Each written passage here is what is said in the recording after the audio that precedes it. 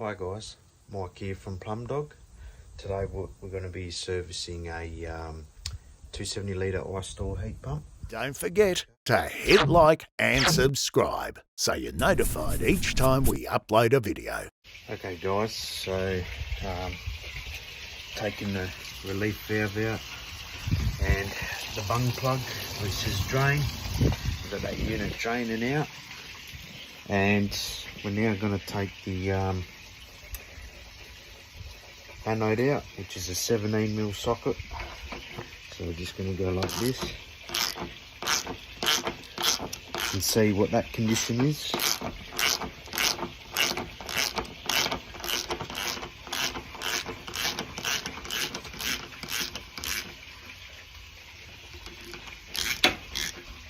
See if there's anything left, eh?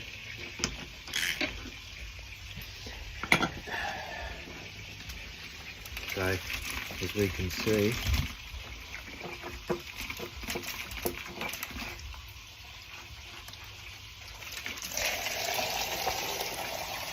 that's the condition of it. So manufacturers reckon every 2 years to change this. That's the old one, and this is what the new one is supposed to be. Okay, so we're just going to let that finish draining. Hi guys, Mike again, just an update. We are commencing tank flush.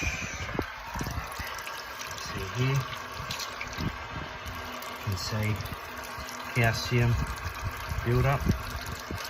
Okay, we're just running the inlet on. Okay, we'll flush it that way because there's an element which is about here, and we don't want to damage that one inside, so that's what we'll do. And you can also run a hose